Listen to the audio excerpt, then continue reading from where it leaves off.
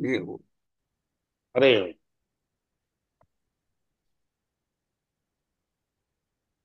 सृष्टिस्थान निरोधिता. हम्म, आता काय झालं? हरकत नाही. पहिला पहिला अत्युद्रिक्त विदोष सत्सुख महान महाज्ञानैकता प्रभा सर्व प्राभवश सारात्म दिव्याकृति सृष्टिस्थान निरोध नित्य नियति ज्ञान प्रकाशावृति नान्तामोक्ष विमोक्षदं हरिमयं नित्यं तनु हयग्रीव मुखोद्गीर्णान् दीर्घिर्देवी रमापतिं सुगुणं भोगिप्रसर्वशालिनम् हरिः ओम्.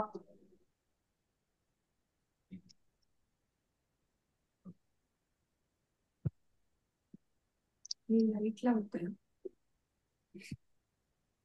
पूर्व पूर्व गुणैर्दोषा. हाँ. पूर्व पूर्व गुणैर्दोषान् अशक्ता उत्तरोत्तरः स्थानो स्थानद्वयोत्तरे शक्ता मोक्षो नानपरोक्षिणः. पेपर नाही आले का? बघायचंय अजून. आज कोणी सगळं आले? उशीरच व्हायला. काय कोणी आले नाहीत? सगळे नाही आलेत ना? आले. 5 जण आहेत, 5-6 जण आहेत. माईक बंद करा प्लीज.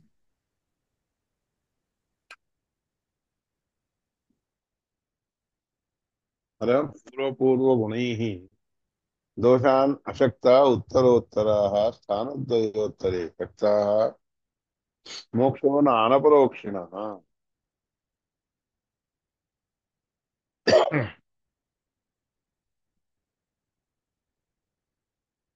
अशक्त लोक काय करतात? आधीचे जे जे गुण सांगितलेले असतात की नाही, ते सगळे गुण दोषयुक्त आहेत असं म्हणतात. जसं पुढं पुढं जाऊ तसं तसं दोघांच्या मध्ये ते गुण आणि दोष बघायला होतात. त्यामुळे दोषयुक्त आहेत, यामध्ये हे गुण आहेत म्हणण्यावर हे दोष असल्याशिवाय हे गुण नाही. त्याच्यामध्ये हे गुण दिसून येत आहेत, त्याच्यामध्ये हे गुण दिसून येत आहेत. त्याकरता दोघांमध्ये असे गुण दिसून येतात. म्हणून तर दोषकारक आहे हे एक आहे. कारण ज्या उत्तम असणाऱ्या व्यक्तींच्या ठिकाणी गुण दिसून येतात ते दुसरीकडच्या आदर असणाऱ्या खालच्या लोकांच्या दर्जाच्या लोकांच्या मध्ये दिसून येतात. पद्धत आहे. म्हणून ते सगळे अपरोक्ष ज्ञानी नसलेले लोक जे आहेत अशा रीतीने विचार करत असतात. विरोध म्हणजे अशा लोकांना मोक्ष मिळत नसतो. स्थानद्वयोत्तरे शक्ता मोक्षो न अपरोक्षिण. दोन्ही ठिकाणी असे दोष आहेत गुण आहेत असं विचार करतात की नाही, जे लोक अशा ठिकाणी हे आहे त्याच्यामध्ये तेही आहे त्याच्यामध्ये हेही आहेत अशा रीतीने विचार करणं हे अपरोक्ष ज्ञानी लोकांचे काम आहे आणि तशा लोकांना मोक्ष मिळत नाही.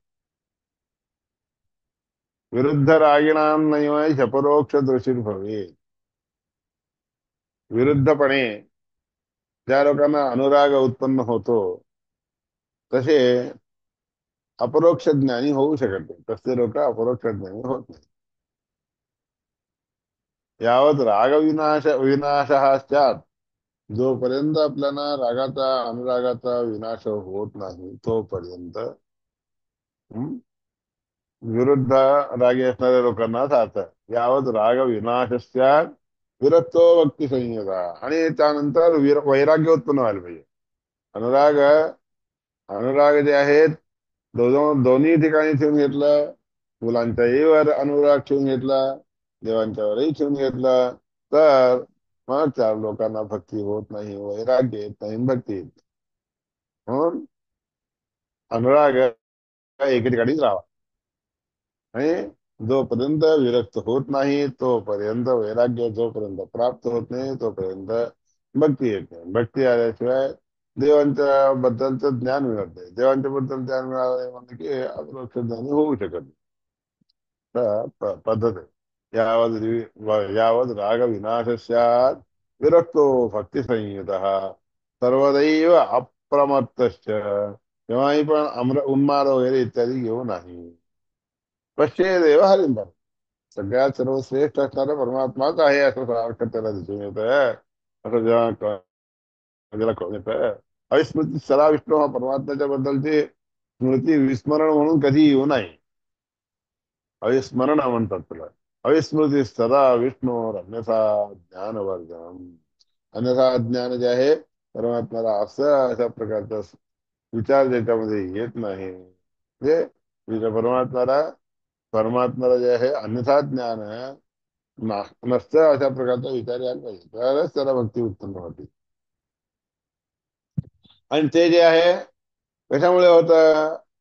अन्यथा ज्ञान परमात्म्यामध्ये नसतं म्हणून ही गोष्ट मला कशामुळे कळू शकते? शास्त्राभ्यास, हा शास्त्रांचा अभ्यास केल्याने ते प्राप्त होतो.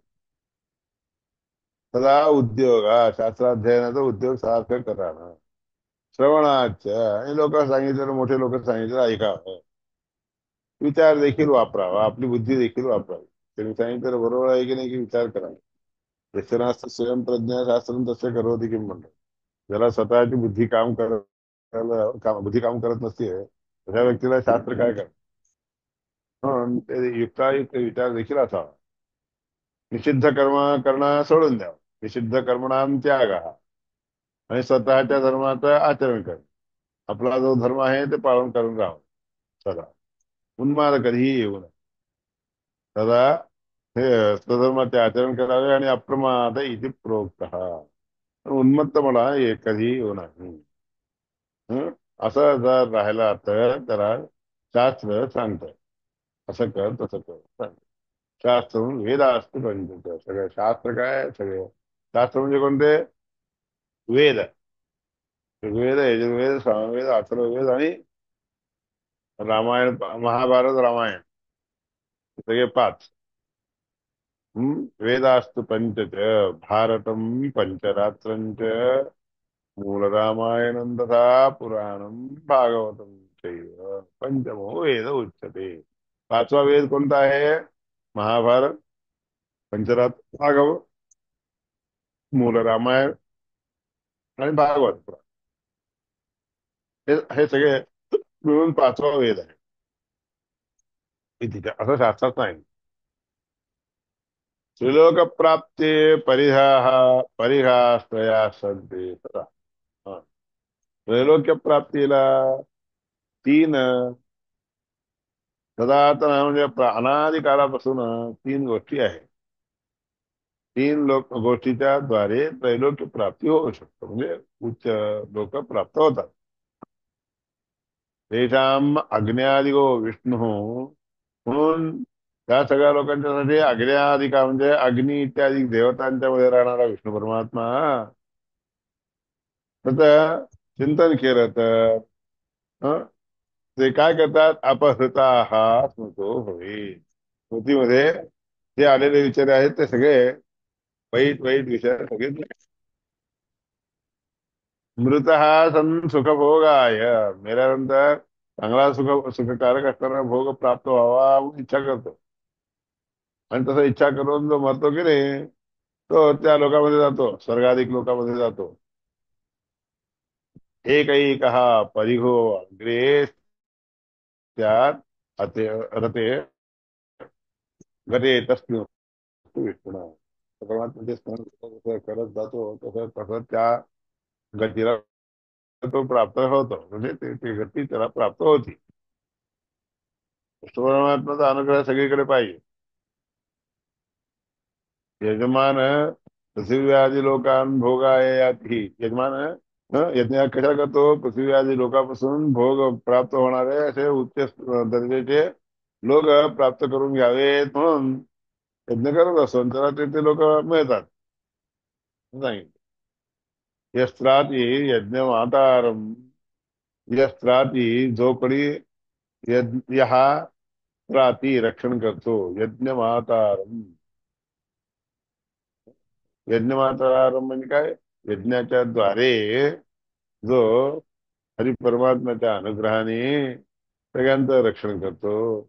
यज्ञमात्रा हरिस्तू सहा, त्याला यज्ञमात्रा हरी म्हणून म्हणतात. यज्ञांच्या द्वारे यज्ञया वगैरे करून घेऊन जो रक्षण करणारा श्रीहरी परमात्मा आहे, हे समजून जो कोणी करतो त्याच्या भगवंताच्या अनुग्रहाने तो रक्षला जातो. यज्ञ मात्रा हरिस्तु सहा, म्हणून यज्ञापासून रक्षण करणारा हरी आहे. तमेवं वेत्ती हो भक्तो, त्या परमात्म्याला जो कोणी भक्त जाणून घेतो की नाही. तमेवं विद्वान अमृत एव तीनान्यस्पंद अयनाय विद्यते, म्हणून कठोपनिषदात सांगितलं. त्या परमात्म्याला अशा रीतीने तो रक्षण करणारा आहे सगळ्यांचा, म्हणून असं जो भक्त जाणतो की नाही तो स्वर्गाधिक लोकाला जातो, तो होतो असा. ही ठीक आहे. या सगळ्या गोष्टी वरच्या उपनिषदांचे विषय आणि अभिप्राय म्हणून दाखवतो. आता तृतीय अध्याय सुरू करत